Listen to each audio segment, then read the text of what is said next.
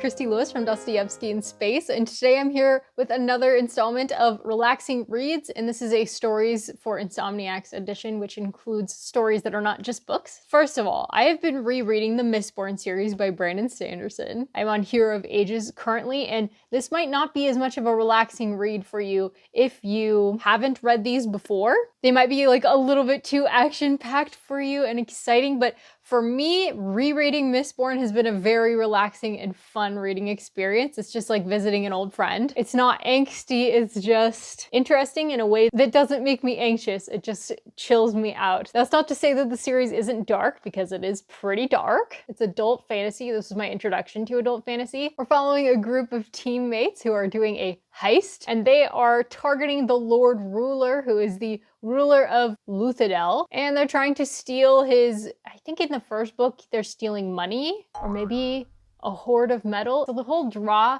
of this series for a lot of people is the magic systems. I don't really care about the magic systems that much, but people can use different metals to manifest powers. Like certain metals will give you the ability to push on metal and fly into the air, or to pull on metal and fly through the air. Others will help you dampen people's emotions, like selectively, so that you can make them not feel what they're feeling. And other people can like write their emotions so that they will feel what you're feeling. And there's other magic that can make you super strong and make you ignore your fatigue. There's a lot of different kinds of magic in this series. And the first book, that's what's focused on, is the allomancy, that's what it's called. There's lots of kind of intricacies to kind of lose yourself in. It's really just a great other world to lose yourself in if you're having trouble sleeping. So I recommend that series very highly. Next, I want to talk about another long-running series that has been a go-to for me. I love going to old classic mysteries to help me get to sleep. I think I've talked before about the Lord Peter Wimsey mysteries by Dorothy L. She's one of my top 5 authors. Those have been companions to me when I'm having trouble sleeping. And another one that I was reading this month was Hercule Poirot by Agatha Christie. I read Hercule Poirot's Christmas with Melanie Frenchie Reader, and this was one of my favorite Poirots that I've ever read. It's very engrossing. The female characters are fantastic, and there's a great mystery. It's all in one family, so there's a murder that happens in a family over Christmas, and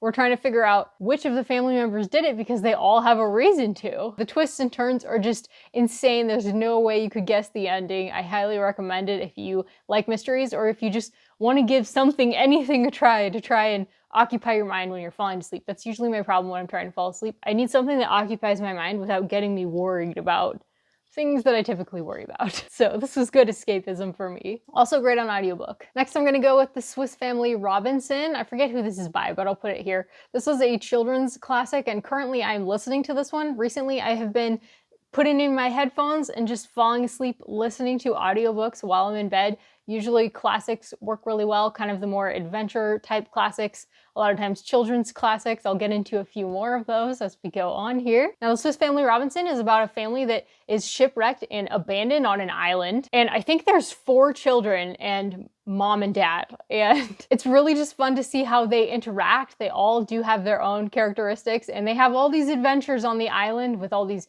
animals and just trying to survive together. I haven't quite finished it yet. I'm probably like a little over halfway, and I'm really enjoying this one a lot. I look forward to it every night. It just is perfect to drift off to sleep, and I use my little sleep timer. I actually listen to audiobooks from my library. They have the Libby app and the Overdrive app, and I usually use Overdrive for listening. I highly recommend that one. Another one that I listened to just before The Swiss Family Robinson was Robinson Crusoe. This is also about a man who is shipwrecked on an island. I didn't enjoy this one nearly as much as The Swiss Family Robinson. I feel like the main narrator is very arrogant, conceited. I'm not thinking of quite the right word, but he's just not a very likable guy, in my opinion. He just treats everybody else kind of like he's way better than them. I didn't really enjoy his character, but I did enjoy some of the exploits on the island, and him as a young man was kind of interesting because he's looking back on it and he's like, yeah, I was kind of a jerk. And I was like, yeah, you were.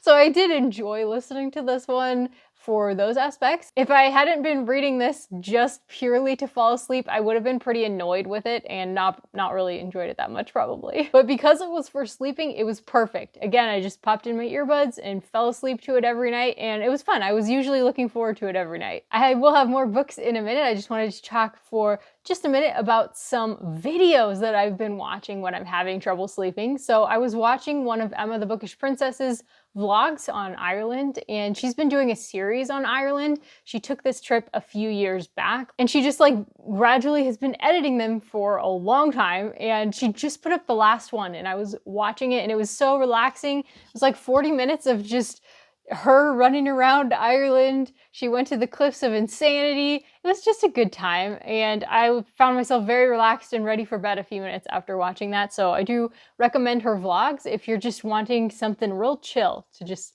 chill out before bed. And in a comment on that video, I told her, oh, this was perfect. I was having trouble sleeping and I watched this and it really helped. And she was like, oh, you know what I do when I need to sleep and I'm having trouble is I go to China with this girl. I'm sorry, I can't pronounce that. She's a Chinese YouTuber, and she just vlogs her life, essentially processing food from her garden. She has a bunch of videos called Life of, tomatoes and walnuts, and she's got persimmons. I watched this video on persimmons. It's called May the Red Persimmons Bring You a Happy, Prosperous New Year. I was so riveted. It was like 20 minutes long. I don't usually just sit there and watch videos because I'm usually doing other things while I'm like listening to videos. Sometimes I'll like look back over it to make a comment or something.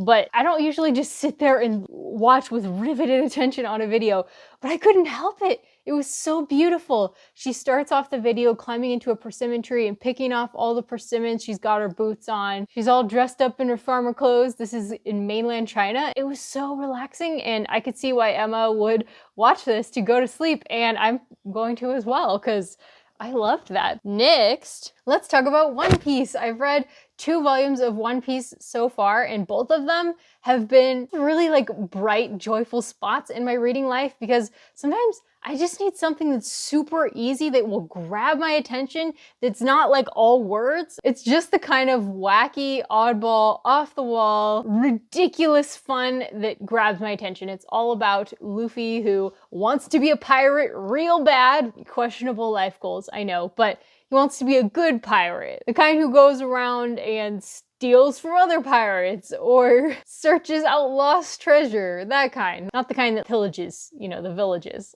I'm really enjoying this series. This was recommended to me by Una from the Codex Cantina and Leslie from the Nerdy Narrative. They're doing like a beginner's manga read-along series over on Leslie's Discord, and it's so fun. I love it. Okay, let's talk about Treasure Island for a minute. This is by Robert Louis Stevenson. It's a children's classic. You may have seen like Muppet Treasure Island and all kinds of references to this story, but you may have never actually read the story. Now, I read this when I was a kid, so huge nostalgia when I picked this up. The beginning is just riveting. I was listening to this on audiobook while I was laying in bed, and I was really looking forward to it every night, seeing the adventures of the main character. He's living with his mom in an inn. They run an inn, and whenever these pirates come by, it's kind of an issue for them because they can't just kick out the dangerous dudes, but those dudes also scare off their guests. So it's a problem. If you're ever wondering where all of the pirate terminology ever came from, it comes from this book, Shiver Me Timbers, and there was like several others that were just like, oh yeah, I've heard that like so many times. I really did enjoy this. Some parts were better than others. Some parts were moving a little bit too quickly for me action-wise, but other parts were just, you could just feel the danger and you were just riveted, but not like I'm in danger, just very gripping stuff. I really did enjoy this. Not all of it. Like I said, parts of it were kind of like my mind kept wandering. And finally, I have to talk about my favorite of all of these books, except for Mistborn, which I really love Mistborn. That is the 101 Dalmatians by Dodie Smith. I recently read this for the Boo to You read-along,